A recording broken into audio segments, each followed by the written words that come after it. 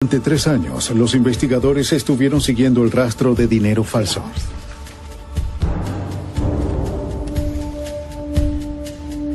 Los billetes falsos aparecen unos pocos a la vez en ciudades de los Estados Unidos.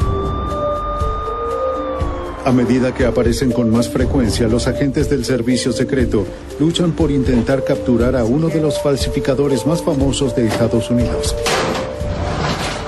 El caso toma un giro extraño cuando los investigadores descubren evidencia que revela crímenes aún más oscuros. A medida que el caso de falsificación se vuelve más siniestro, los agentes deben enfrentarse al legado depravado de su sospechoso. Atormentados por los espeluznantes trofeos, los agentes comienzan una búsqueda aterradora entre las vidas destrozadas de los crueles engaños de un hombre.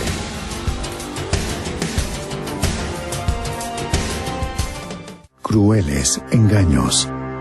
En este programa, algunos de los nombres han sido cambiados. En Charlotte, Carolina del Norte, en abril de 1983. Un camión blindado condujo hasta un banco local para hacer un depósito diario.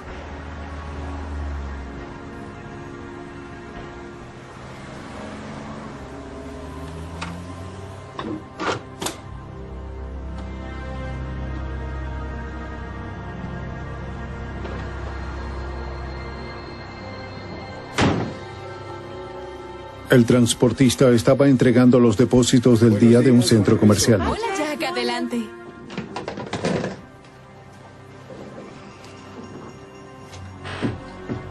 Aquí están los depósitos. Firme aquí, por favor. Gran depósito el de hoy, ¿no? Así es, muchas de acuerdo, gracias. aquí Que tenga un tienes. buen día. Gracias, te veo mañana. La mayoría de los bancos en los Estados Unidos utilizan contadores automáticos calibrados para rechazar cualquier billete que tenga un tamaño o grosor inusual. La máquina rechazó uno de 20 que parecía muy gastado. Al sospechar que podía ser una falsificación, la empleada se puso en contacto con la oficina más cercana del servicio secreto. Hola, me gustaría informar de un... Aunque se conoce por brindar protección al presidente, el servicio secreto fue fundado originalmente para investigar moneda falsa. Un agente fue enviado al banco para tratar de determinar de dónde venía el billete. El servicio secreto envió el billete falso de $20 a su laboratorio forense en Washington, D.C. Lorelai Pagano es una especialista en falsificación. Su trabajo es analizar los billetes falsificados. Se examinan para obtener información sobre el papel, el proceso de impresión, las tintas, la simulación de características de seguridad, cualquier información de investigación que podamos devolver al campo para ayudar a detener la falsificación. La examinadora centró su atención en el estilo de impresión. El billete falso era plano y resbaladizo. El proceso de impresión de la Casa de la Moneda de los Estados Unidos crea relieves en el billete donde se aplica la tinta. El Tesoro de los Estados Unidos tiene una serie de salvaguardias para desalentar la falsificación. En la década de 1980, el papel que imprimieron tenían incorporados fibras rojas y azules. Esta falsificación había impreso líneas rojas y azules en los billetes para simular la apariencia del papel. Al comparar el billete con otros previamente detectados, la técnico notó que estos defectos eran similares a otros que había visto.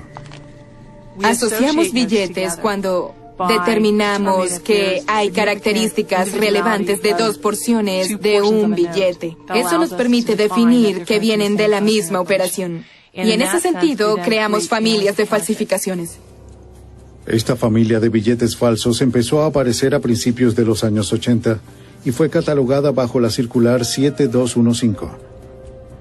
Esta fue la serie 7215 de billetes falsos en la historia de los Estados Unidos. Una notificación fue enviada a las sucursales de todo el país. Desde 1980, el servicio secreto había recuperado más de 1000 variaciones de esta misma serie. Tiene un total de 1,95. Los billetes falsificados habían sido distribuidos en su mayor parte en centros comerciales. Debido a esto, apodaron a su sospechoso el comprador. Los agentes tenían muy poca información sobre su sospechoso. No sabían si trabajaba solo o si era parte de un círculo de falsificadores. Lo único que sabían era que sus billetes falsos de $20 habían estafado al país por miles de dólares.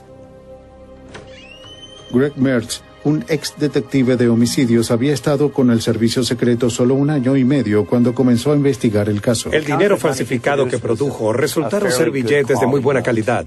Era aceptable. Sí, si ese es su estándar o su barómetro en cuanto a lo bueno que es un billete falso, ¿puede ser entregado al público? Fue lo que sucedió con los billetes. Durante años, el servicio secreto luchó por encontrar una pista. Miles de billetes falsos de 20 con los mismos defectos delatadores habían aparecido en centros comerciales de todo el país. La agente del servicio secreto, Jane Verseris, trabajó el caso. Un área en particular era afectada por este billete. Y podía verse como uno de 20 pasaba por una librería y luego otro en una papelería y luego aparecía uno, tal vez en un área pequeña, pero no en grandes números. Ocurrió durante un largo periodo de tiempo y en un gran área geográfica del país. Eso fue peculiar. Para los agentes, el extraño comportamiento del individuo hizo parecer que había algo más detrás de su falsificación. Entonces descubrieron algo. Serían $3. Una empleada de Burnside, Minnesota, tomó un billete de $20 que no le pareció normal. Sospechaba que era falso.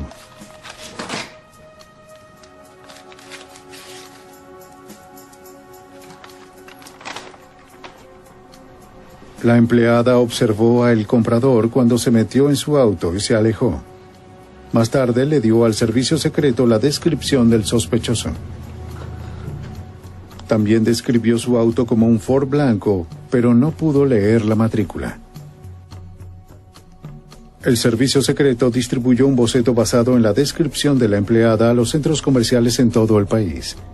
Se estableció que había visitado todos los estados al este del río Mississippi y algunos estados al oeste del mismo río. Su objetivo eran centros comerciales, generalmente durante los fines de semana o periodos de mucha afluencia y las vacaciones. El comprador siempre hacía compras pequeñas. Compraba un par de calcetines, un libro o una tarjeta de felicitación. Esparcía sus billetes de uno a la vez. Recolectaba su cambio y seguía adelante. Nunca hacía compras grandes. Pondré su recibo en la bolsa. Era paciente y metódico. El servicio secreto estaba desconcertado por la movilidad del comprador. Dejaba un billete en Florida y el mismo día aparecía una docena a 800 kilómetros de distancia. No estaban seguros de si sus billetes ya estaban en circulación o si era él mismo distribuyéndolos. Si se trataba de él, debía ser alguien que viajaba para ganarse la vida. Comenzamos con la premisa de que, debido a las distancias donde se dieron los hechos, una posibilidad era que los billetes estaban siendo distribuidos por un piloto.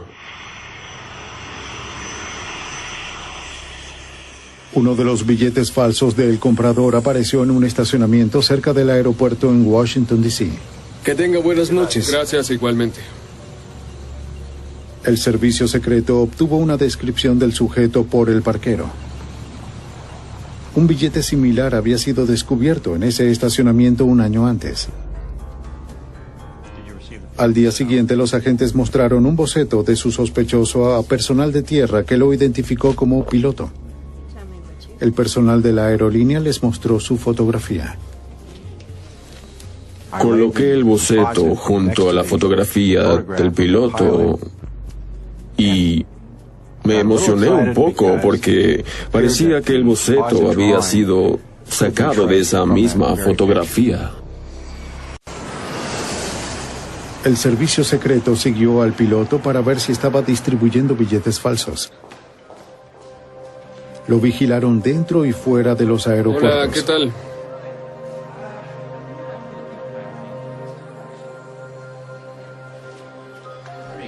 Aquí tiene, son 3.45. Aquí está su cambio. Muchas gracias. Cuando lo vieron gastar dinero, pidieron el billete para ver si era falso. Agentes del servicio secreto, permítame el billete que le entregó el último cliente, por favor. Gracias. También revisaron su registro de vuelos. Gracias. Sus asignaciones no lo habían llevado cerca de los lugares donde aparecían los billetes. Concluyeron que no podía ser el comprador. Era un callejón sin salida. Gracias. Muchas gracias. Cuando miran la cantidad total de dólares que esta persona estaba distribuyendo, era insignificante, comparado con el total de falsificaciones que había en el país o en el mundo. Sin embargo, este individuo burlaba al servicio secreto, año tras año, durante 3 años. Cada vez que se detectaba un billete falso, era enviado al laboratorio en Washington. En el laboratorio le hacían estudios de huellas dactilares. El dinero había sido arrugado antes de distribuirlo. Lo mejor que podían conseguir era una huella parcial, pero no era suficiente para identificarla. Los investigadores observaron que el comprador viajaba a menudo por la Interestatal 95 al este de los Estados Unidos. Podía tomar rutas pequeñas, pero siempre regresaba a la 95. Los agentes comenzaron a sospechar que se había establecido en el área de Washington, D.C. Si era así, estaba justo bajo sus narices. En mayo de 1983, cuando se aproximaba la fiesta del Día de los Caídos, esperaban que su actividad se intensificara. Salimos y fuimos a varios centros comerciales, mostrando nuestro boceto y alertándolos a la posibilidad de que el comprador pudiera atacar durante esos días. No solo hicimos eso en Washington, D.C., sino que establecimos una especie de franja que cubriera las rutas comunes que sabíamos que tomó, que se extendían a lo largo de Tennessee. El servicio secreto contactó a miles de tiendas de la costa este. Un informe llegó desde la oficina de Knoxville sobre un billete falso en una tienda de Kingsport, Tennessee. El servicio secreto confirmó que provenía de el comprador. Seguro.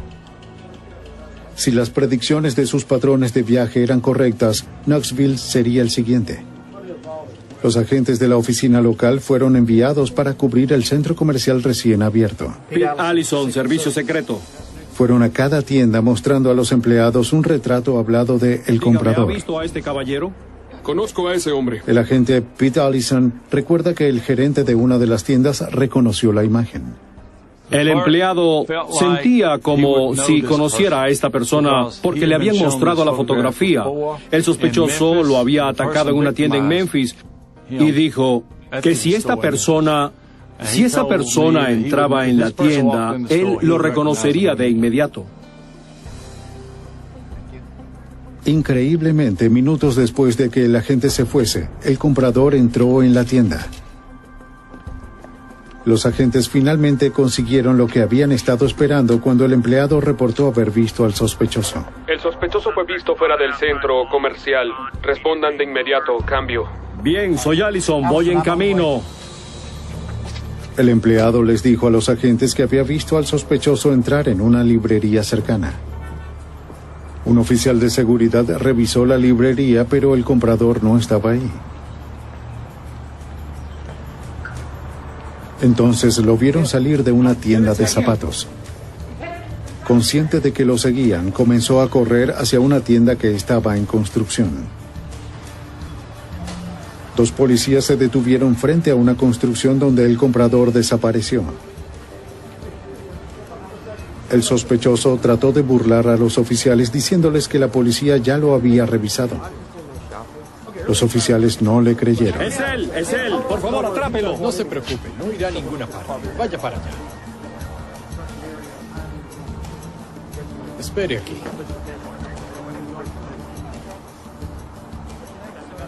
Lo registraron y encontraron un arma en su bolsillo delantero. También encontraron algo de dinero falsificado. Correspondía con el billete detectado en la tienda. Después de años de búsqueda, sabían que finalmente tenían a el comprador. Le preguntaron al sospechoso si su auto estaba cerca. Estacionado, señor Blanchard. Siguió negando tener un auto, pero de nuevo no le creyeron. Si este es el tipo que ha estado conduciendo por todo el país, podría haber todo tipo de evidencia en el auto de los otros lugares. Los investigadores esperaron hasta el anochecer para revisar los vehículos abandonados. Solo quedaron 3 autos en el lugar.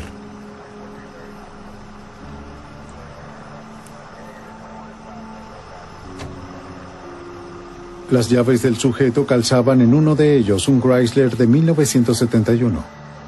El agente cerró el vehículo y solicitó una orden de registro. A la mañana siguiente, el auto del sospechoso fue remolcado a un garaje de contención donde la policía comenzó a revisarlo.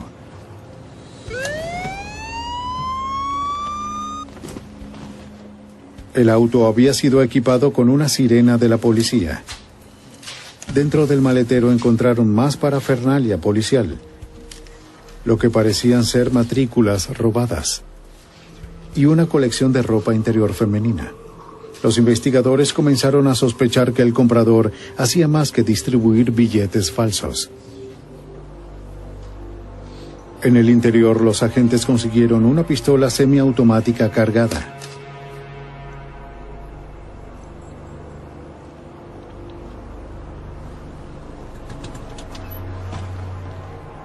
Durante la revisión se encontraron miles de dólares en billetes falsos en pequeños paquetes. Cada uno estaba etiquetado con el nombre de una ciudad diferente.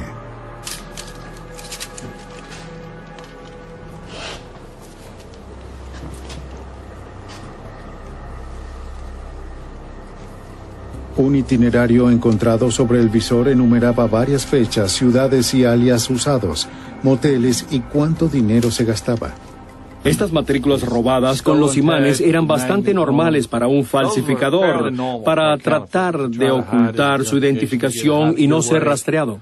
Pero las luces de policía, las insignias que encontramos, la sirena y el foco frente al auto nos hicieron sospechar que teníamos a un imitador de la policía.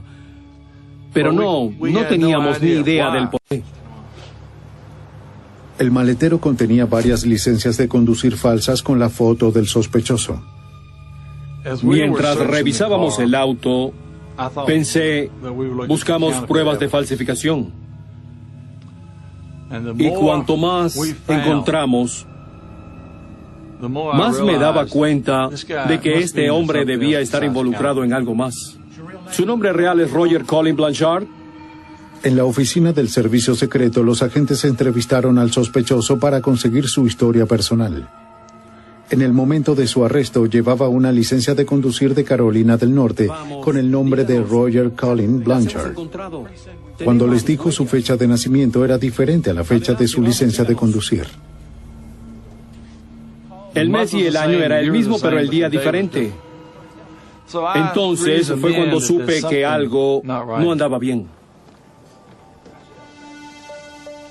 Al comprobar la dirección en la licencia de conducir, los agentes descubrieron que pertenecía a un motel. El gerente del motel dijo que nunca había oído hablar de Roger Colin Blanchard. Agente Roberts.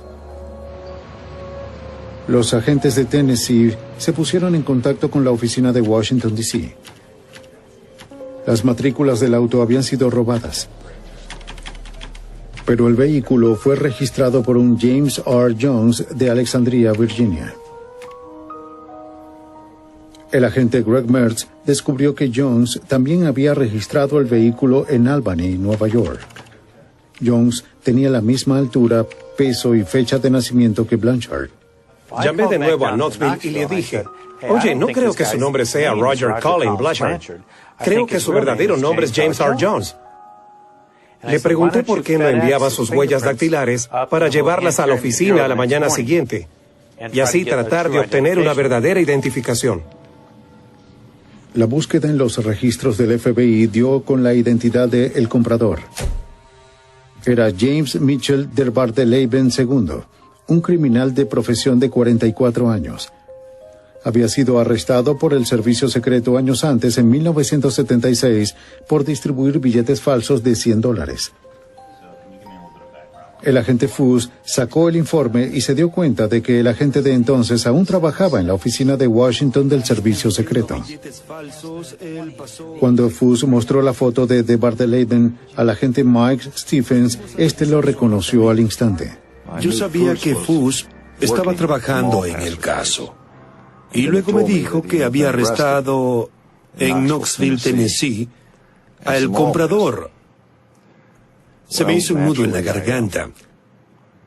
Y le dije que lo recordaba. Inmediatamente quise tomar parte en esta nueva investigación porque probablemente sabía más sobre él que la mayoría de la gente. Stephens informó a Fuss sobre lo que encontraron cuando arrestaron a de Bardeleben por primera vez. Vendrás con nosotros. A la mañana siguiente de la detención de Bardeleben, en 1976, los agentes obtuvieron una orden para registrar su residencia. Estaban buscando su imprenta. En el segundo piso entraron en un dormitorio oscuro. Usamos el interruptor para encender la luz. De inmediato, un proyector se encendió y proyectaba pornografía en la pared. Nos asustó un poco porque nos tomó por sorpresa, ya que no sabíamos qué encontraríamos. Todo a su alrededor era pornografía amateur. Gran parte de ello involucraba escenas de tortura y sometimiento. Los agentes encontraron una pila de fichas con los nombres de las mujeres, sus direcciones y descripciones de sus atributos físicos. Parecía que las tarjetas incluían un sistema de calificación. Bajo las almohadas encontraron un revólver calibre .38 y una pistola automática de 9 milímetros. Déjame revisarlos y ver. Ambas estaban cargadas. Cargado. Steven les dijo a los agentes que durante la búsqueda de 1976 en la casa de Bardeleben descubrieron la segunda habitación cerrada con llave. Utilizaron un martillo y la rompieron.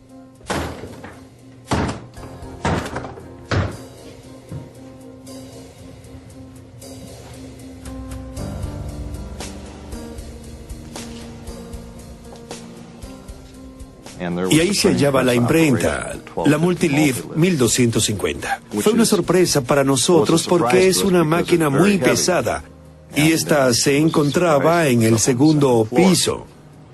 El dinero estaba regado por todo el piso de la habitación. Steven le dijo a los agentes que de Bardeleben sirvió solo 23 meses de su condena anterior por falsificación en 1976. El agente siempre sospechó que el comprador ocultaba algo más que la falsificación. Ahora lo teníamos bajo arresto en Knoxville y tenía consigo diferentes alias. En total creo que teníamos unos 40 alias diferentes que había usado. Ahora tenían que descubrir qué había estado haciendo desde su liberación. Se concentraron en aprender todo lo que pudieran sobre James Mitchell de Bardeleben.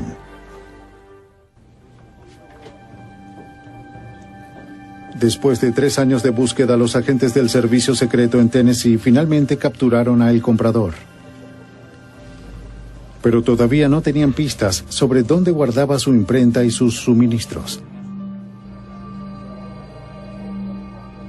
En el parabrisas de su auto notaron un distintivo de estacionamiento de un complejo residencial en Alejandría, Virginia. Agentes de la oficina de Washington, D.C. fueron enviados para revisar el apartamento. Estaba a solo 24 kilómetros de la oficina del servicio secreto. La agente Jane Becerris trabajó en el caso. Nos concentramos en tratar de averiguar en qué actividades estaba involucrado aquí. Tal vez esta era su base. ¿Realmente estaba fabricando los billetes aquí? ¿Tenía un almacén de billetes falsos? Los residentes del edificio reconocieron la imagen de Bardelleben y dijeron que lo conocían como James Jones. Los agentes consiguieron el número de apartamento. Obtuvieron una orden judicial y cuando el agente Merz entró en el apartamento, sus esperanzas se desvanecieron. Era un apartamento de un dormitorio, cocina, sala. Era pequeño, tal vez de 70 u 80 metros cuadrados. E inmediatamente nos dimos cuenta de que nuestra investigación no había terminado porque no habíamos descubierto la base de operaciones. La sentencia por distribuir billetes era mucho más leve que la sentencia por falsificación. Tenían que encontrar la imprenta. El agente Merz tuvo una idea. Revisé cada página de la guía telefónica. La sección del norte de Virginia era gruesa. Buscaba marcas, nombres resaltados, cualquier cosa de ese estilo. Luego revisé las páginas amarillas y miré cada página de la sección. Cuando llegué a la letra M, en la sección de mudanzas y almacenamiento, había un pequeño trozo de papel. American Movers y almacenamiento. Ambos nos miramos y sabíamos que allí era donde estaba. Lo tenía todo en un almacén de alquiler. Decidieron inspeccionar todos los lugares de almacenamiento de Alejandría, Virginia, comenzando con el más cercano al apartamento de Bardelleben. Yo conocía un poco el lugar. Sabía que había varias unidades de almacenamiento a pocas cuadras del apartamento. Así que mi función era visitar cada una e intentar determinar si esta persona, que ahora identificamos como James de Bardelleben, había alquilado alguna unidad de cualquiera de estos sitios. Resultó que la primera unidad que visitamos era la correcta. La encargada les dijo a los agentes que los estaba esperando. De hecho, el comentario que me hizo fue: me preguntaba cuándo vendría la policía a preguntar sobre este sujeto. Les comentó que uno de los dueños de nombre Jones no andaba en nada bueno. La encargada les habló de una noche en la que Jones dejó su unidad abierta. Cuando fue a cerrarla, vio algo que parecía utensilios para robar.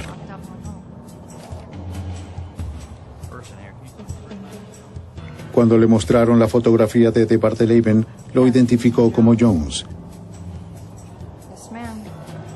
Buscaré una orden y refuerzos. Los investigadores creían que habían encontrado su base de operaciones. Consiguieron la orden y regresaron al lugar.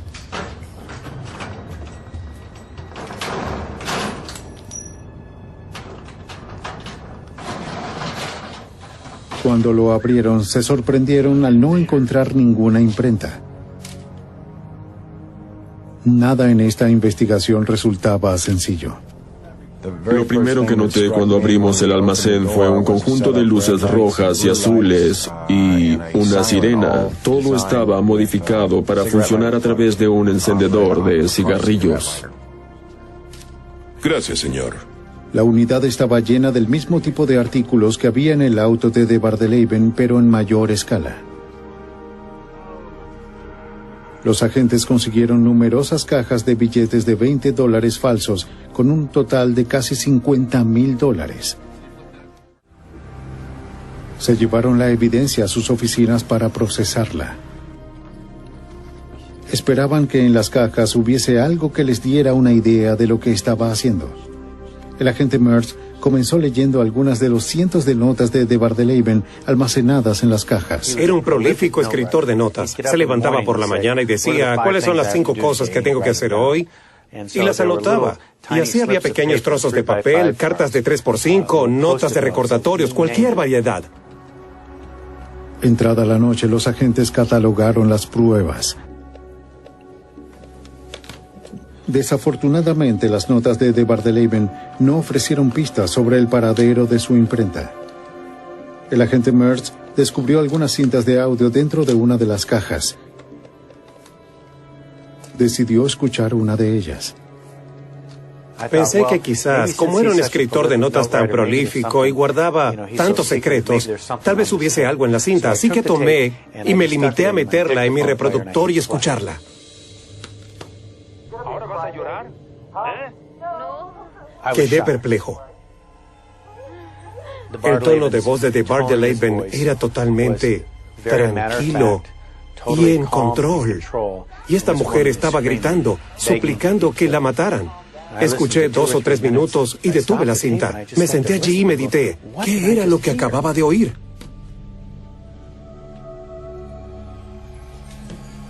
Más tarde ese día, Mertz mostró la cinta a los otros agentes. Se podía oír a una mujer gritando, llorando, suplicando que se detuviera. Fue extremadamente inquietante. No puedo encontrar las palabras para describir lo terrible que fue. Los agentes sabían que había más en este caso. Solo podían especular sobre el terror que DeBar DeLaven le causó a estas mujeres.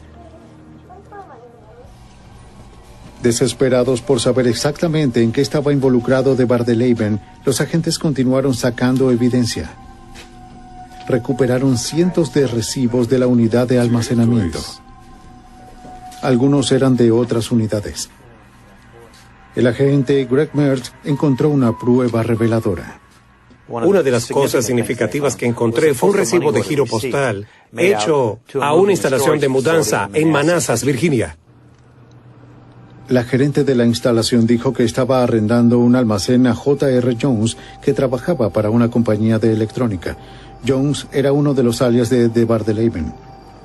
El agente Mike Stephens volvió a obtener una orden de registro. Encontramos la unidad de almacenamiento, quitamos la cerradura y la abrimos. Recuerdo que la unidad de almacenamiento de Manassas era lo que llamaríamos la lotería. Los agentes abrieron el almacén y encontraron por fin la imprenta de DeBar DeLaven. Una Offset Multi-Lead 1250. Con un peso de casi 227 kilos, estaba parcialmente desmantelada y rodeada por casi $250,000 en billetes falsos de 20. Dentro de la unidad, los agentes encontraron un pequeño arsenal de pistolas y cuchillos. En la búsqueda, los agentes también encontraron unos kits. Consistían en cinta médica, pedazos de soga y gel lubricante. Sí, fotografía esto. Mientras revisaban, los agentes hicieron un descubrimiento inquietante. Las tengo. Fotografías de mujeres en posiciones comprometedoras. Cientos de fotografías. Algunas de las mujeres tenían marcas de ataduras en sus muñecas y residuos de cinta alrededor de sus ojos, indicando que habían sido atadas y vendadas. Nos alarmamos mucho cuando vimos la indumentaria policial y la pornografía que incluía fotografías. No profesionales, sino fotografías caseras, si se quiere, de mujeres desnudas. Y había cientos de ellas.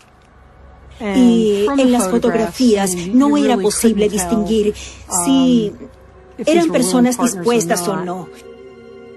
Pero al analizar todo junto, en el contexto en que lo encontramos, no daba una buena sensación.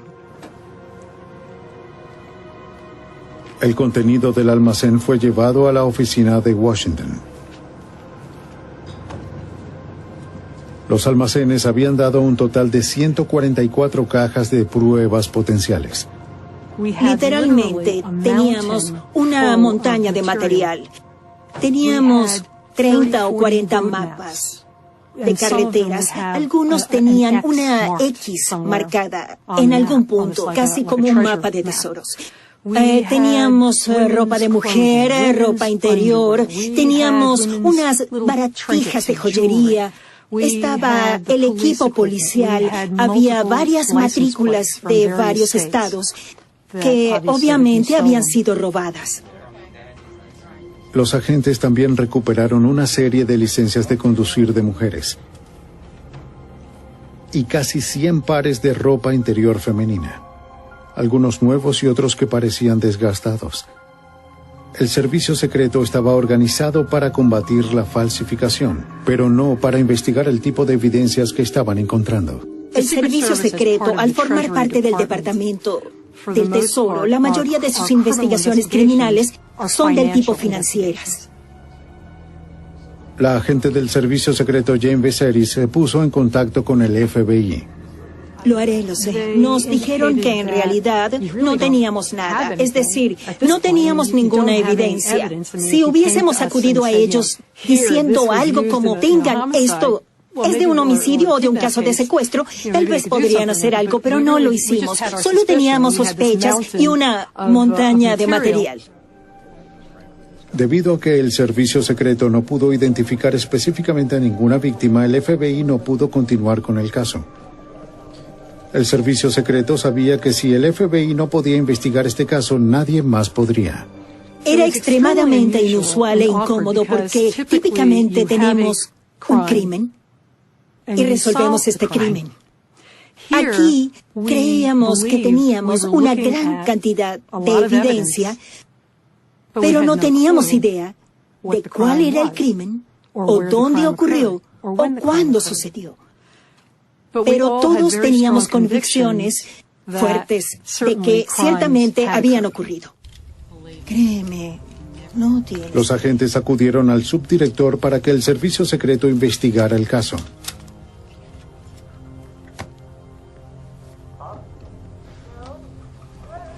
Mientras reproducían una de las cintas, John Simpson, el director del servicio secreto, entró. Al escuchar las cintas, escuchábamos algunas grabaciones escalofriantes, grabaciones de mujeres siendo torturadas, de mujeres que gritaban, que rogaban que las asesinaran. El director escuchó durante 1 minuto, sorprendido por lo que escuchó en la cinta.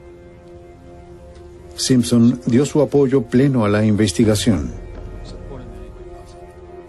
No creo haber estado más orgulloso de mi agencia que en este momento cuando nuestro director apoyó nuestra negativa a abandonar este caso y dejarlo así.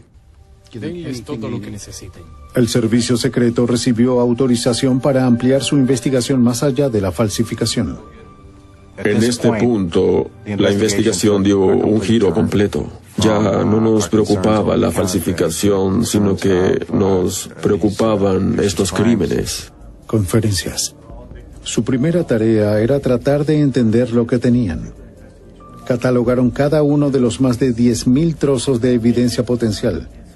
Recibos, recortes de periódicos, fotografías, cartas, sellos postales, cualquier cosa que pudiese llegar a ser una pista.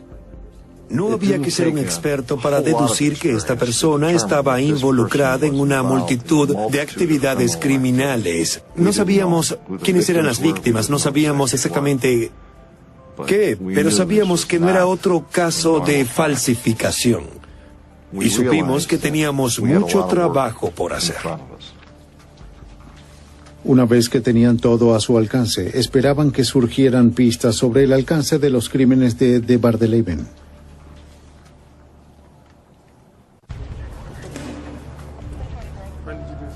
Durante años, el servicio secreto rastreó a un falsificador a través de más de 30 estados. Cuando finalmente arrestaron a James Mitchell de Bardeleven, los agentes encontraron una unidad de almacenamiento que contenía pruebas de crímenes más siniestros. Comenzaron a reconstruir la montaña de evidencia encontrada en el almacén de Bardeleven. Está enfermo.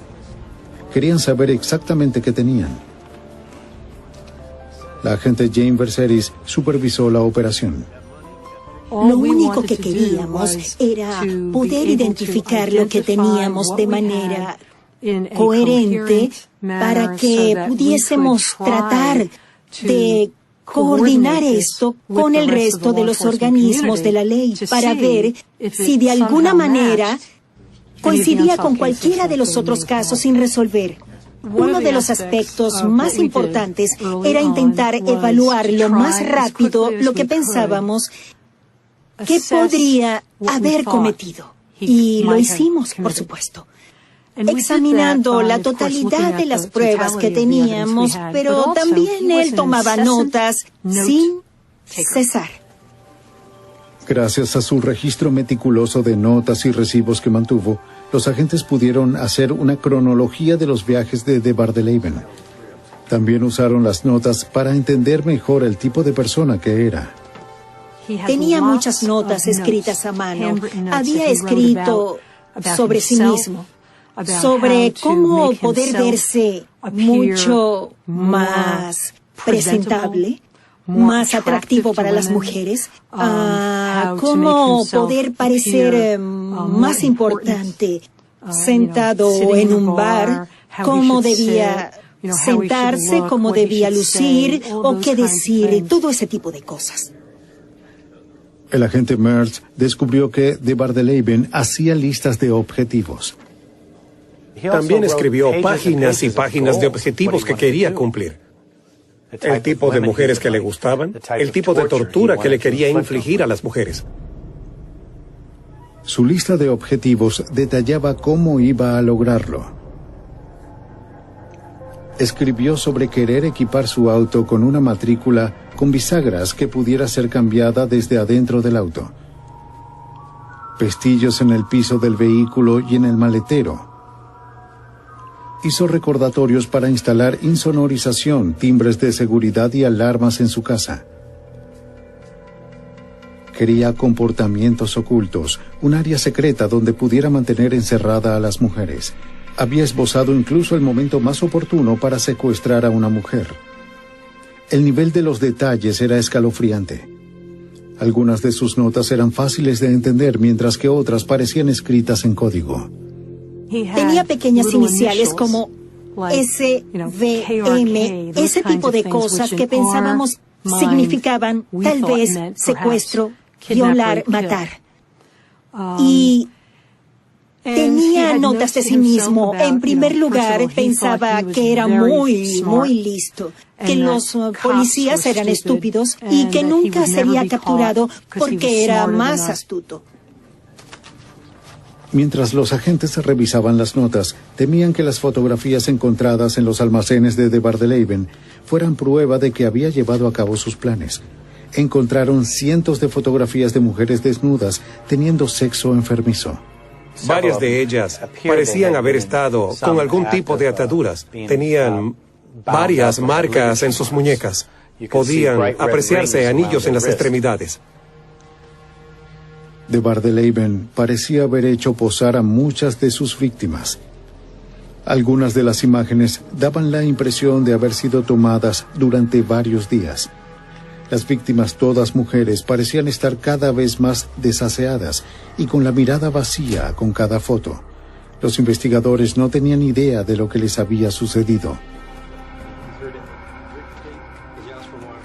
Y de Bardeleben se negaba a hablar.